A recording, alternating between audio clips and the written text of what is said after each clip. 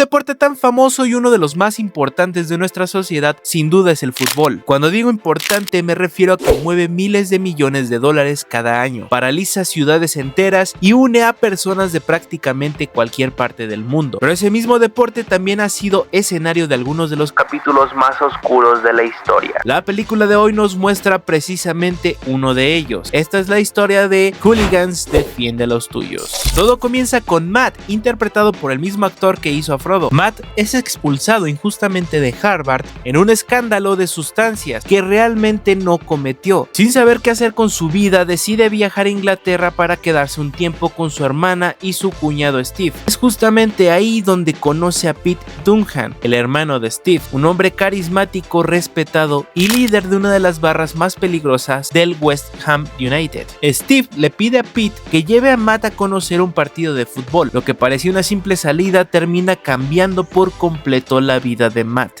porque ese día descubre el mundo de los hooligans. Pero, ¿quién eran realmente los hooligans? Con el crecimiento del fútbol en Inglaterra, durante las décadas de los 60 y 70 aparecieron los llamados hooligans. Mucha gente piensa que simplemente eran aficionados violentos, pero la realidad era mucho más compleja. Inglaterra atravesaba una fuerte crisis económica, había desempleo, falta de oportunidades y miles de jóvenes sentían que no pertenecían a ningún lugar. Entonces el equipo de su ciudad se convirtió en parte de su identidad. Lo que comenzó como pasión terminó transformándose en rivalidades extremas. Así nacieron las llamadas Firm, grupos organizados cuyo objetivo ya no era solamente apoyar a su club, también buscaban enfrentarse físicamente con las barras rivales. Las peleas dejaron de ocurrir únicamente dentro de los estadios, ahora sucedían en estaciones de tren, en bares, en calles, incluso horas antes del partido. Ir al fútbol dejaba de ser un simple evento deportivo y comenzó a convertirse en un riesgo para cualquiera que estuviera cerca. Todo explotó el 29 de mayo de 1985. Durante la final de la Copa de Europa entre Liverpool y Juventus en el estadio Heysel de Bélgica, un grupo de hooligans ingleses cargó contra los aficionados italianos. La multitud intentó escapar, pero cientos de personas quedaron atrapadas contra el muro. El muro colapsó y lamentablemente 39 personas perdieron la vida. Más de 600 resultaron heridas. Fue una tragedia que cambió para siempre la historia del fútbol. Después de Heysel, los clubes ingleses fueron expulsados de las competiciones europeas durante 5 años. Los estadios incorporaron cámaras de seguridad, se endurecieron las leyes, se identificó a los aficionados violentos y poco a poco el fenómeno hooligan perdió gran parte del poder que había tenido. Aunque nunca desapareció por completo, es justamente esa realidad la que intenta retratar Hooligans. Mientras Matt pasa más tiempo con Pete,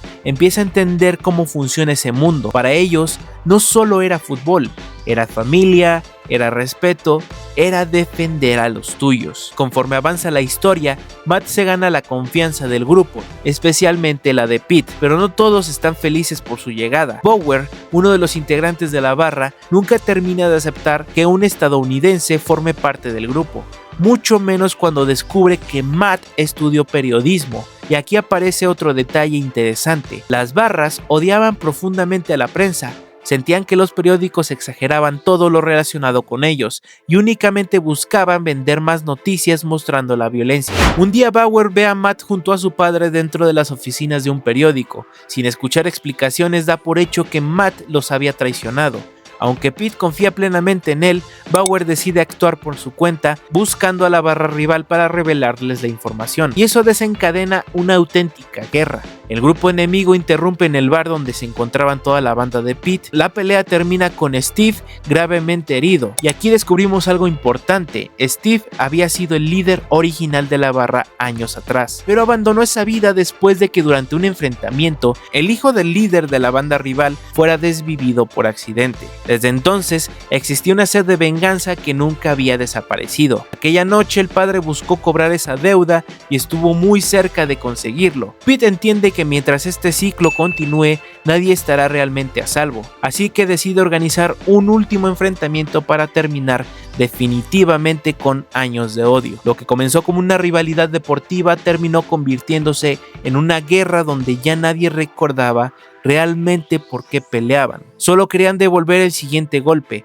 y fue precisamente esa decisión la que termina costándole la vida a Pete. Con la pérdida de Pete, el ciclo de violencia finalmente se rompe. Matt regresa a Estados Unidos siendo una persona completamente distinta. Ya no ve el fútbol únicamente como un deporte. Ahora comprende el enorme sentido de pertenencia que puede generar un equipo, pero también el peligro que existe cuando esa pasión se convierte en fanatismo. Y creo que ahí está el verdadero mensaje de esta película, porque mucha gente recuerda Hooligans únicamente por las peleas, la violencia y por las escenas de acción, pero en realidad habla de algo mucho más profundo. Habla de identidad, de amistad, de lealtad, de la necesidad que tienen muchas personas de encontrar un lugar donde sentirse aceptadas. Y precisamente por eso resulta tan interesante, porque está inspirada en un problema que realmente existió. Los hooligans no fueron un invento de Hollywood.